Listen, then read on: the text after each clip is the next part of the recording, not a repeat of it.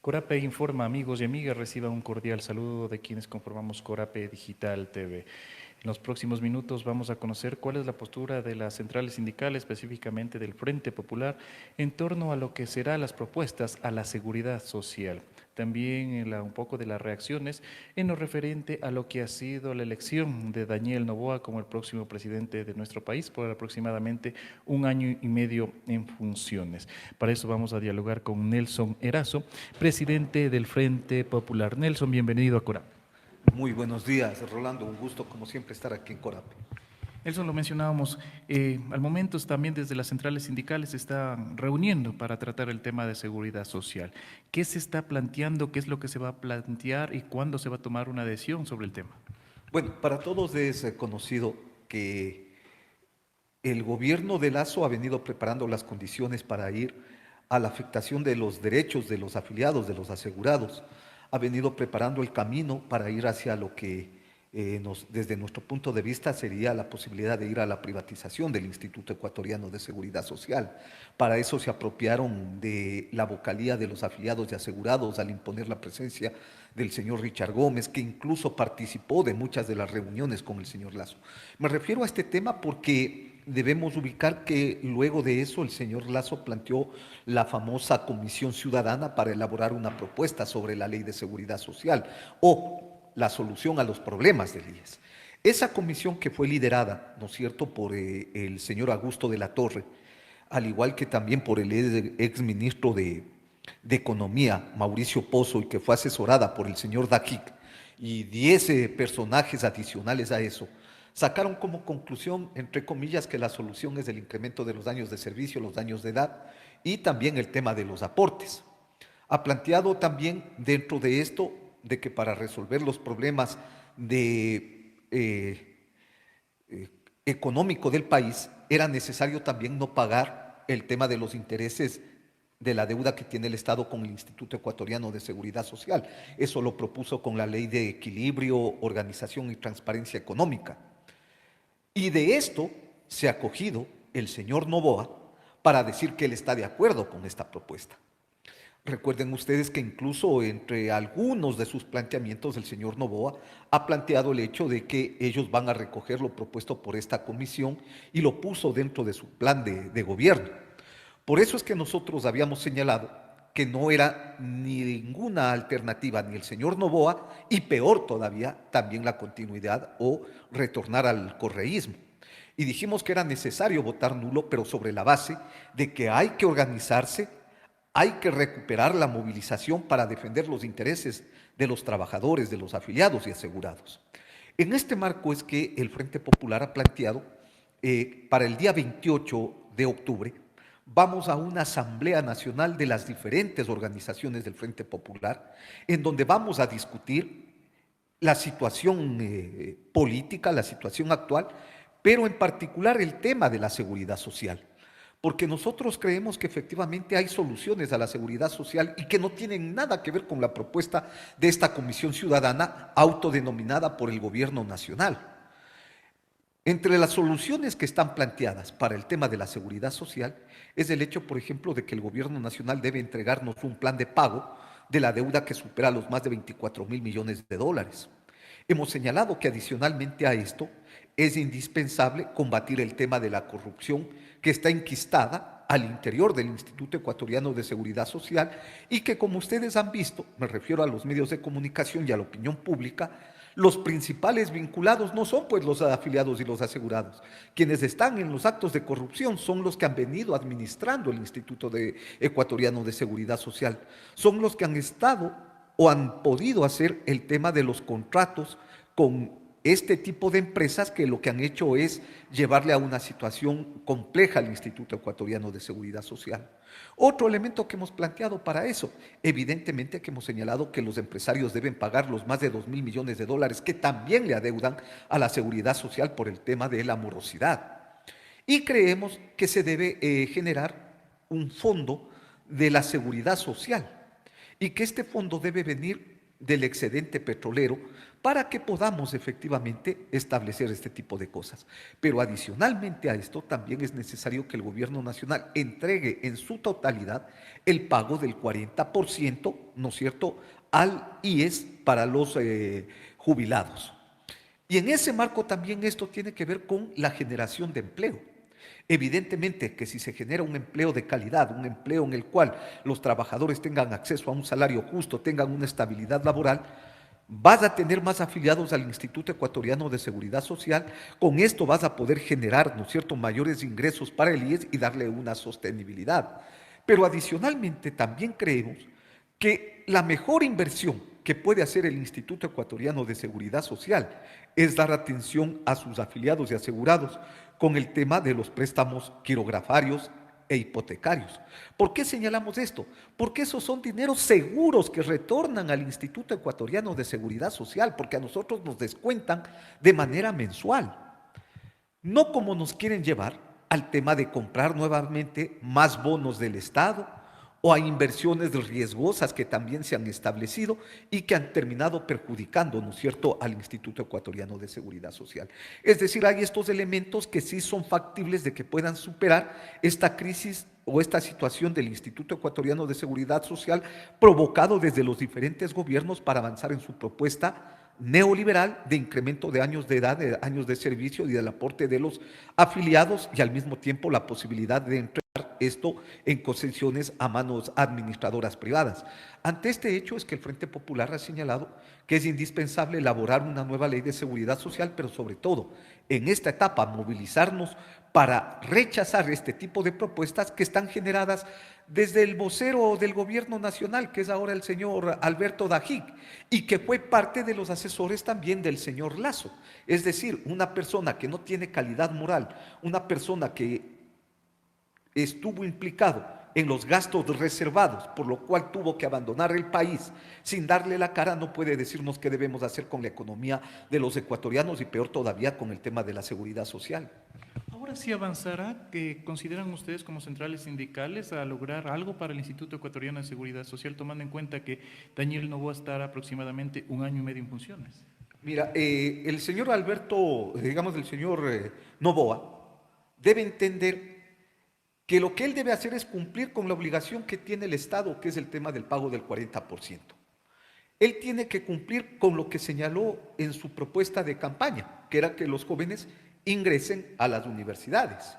Él dijo que va a incrementar el tema de las pensiones jubilares. Efectivamente, eso debe hacerlo.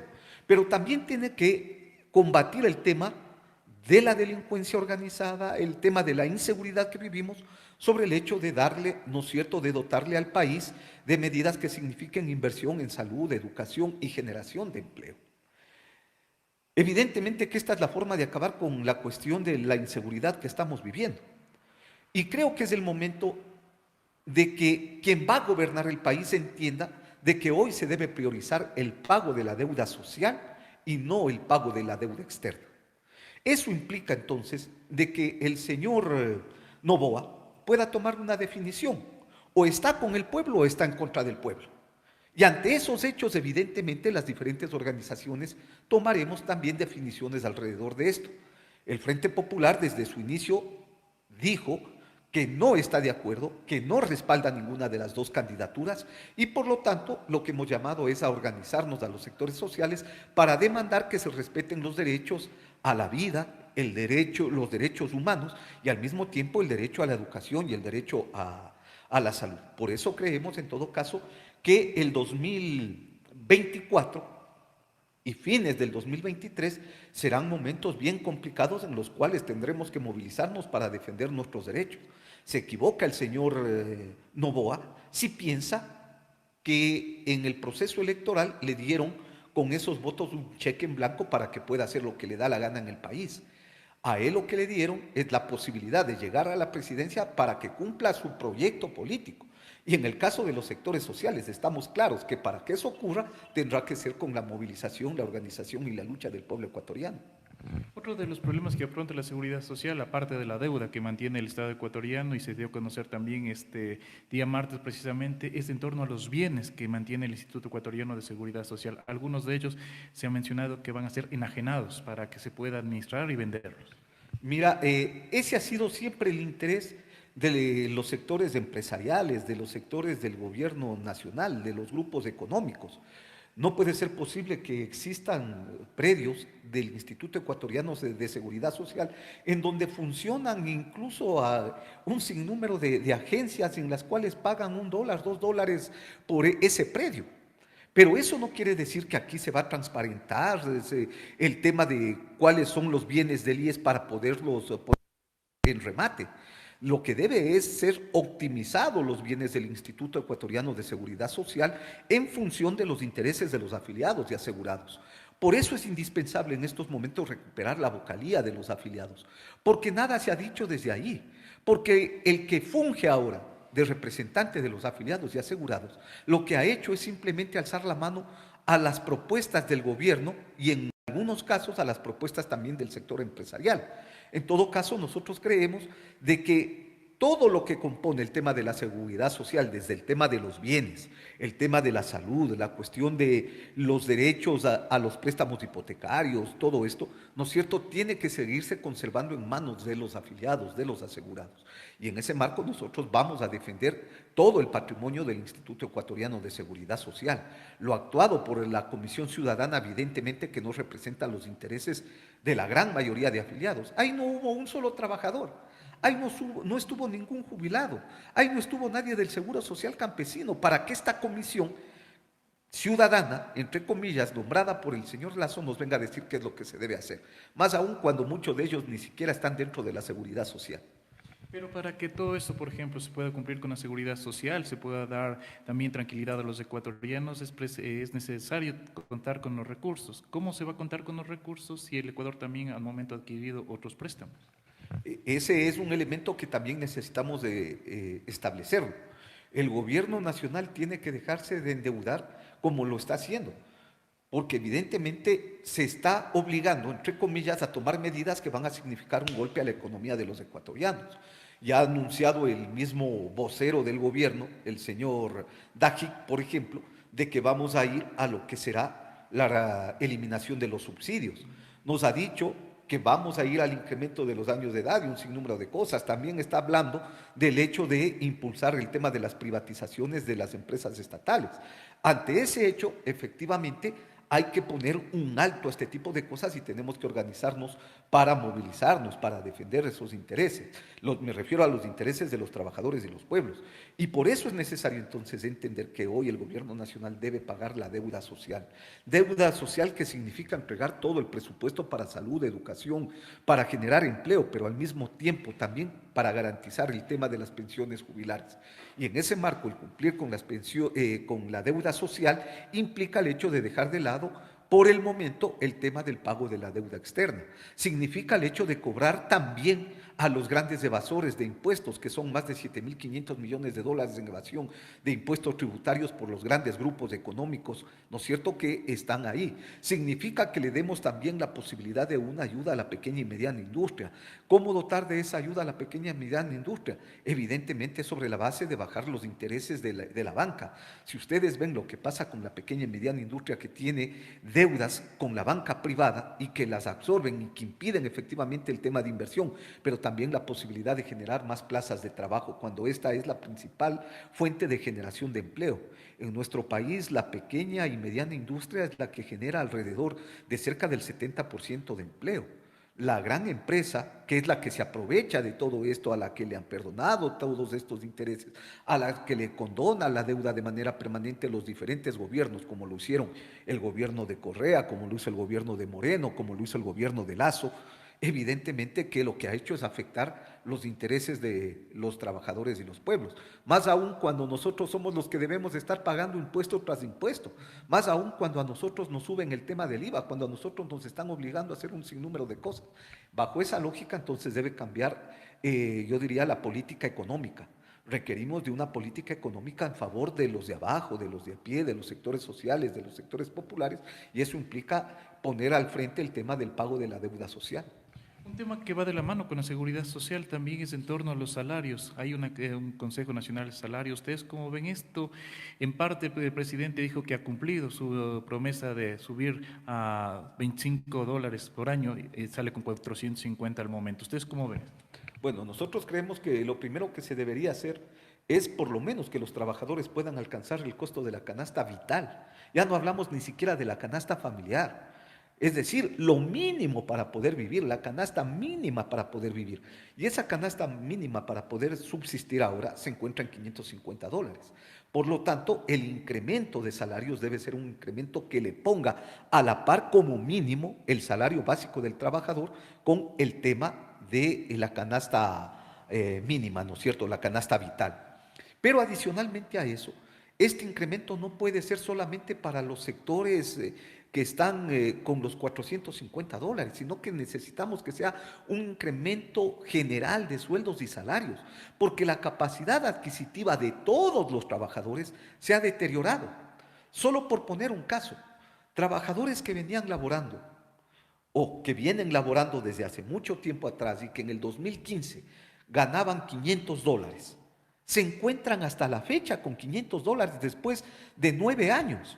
Es decir, ¿qué es lo que ha ocurrido con la economía de esos hogares donde el trabajador ganaba ya hace tiempo ese tipo de cosas? Se ha estancado su ingreso, mientras la canasta familiar en ese mismo lapso de tiempo se encontraba en $380 y ahora supera los $800 en el caso de la ciudad de Quito. Es decir, se ha duplicado el costo de vida para esos hogares ecuatorianos mientras su salario se ha congelado.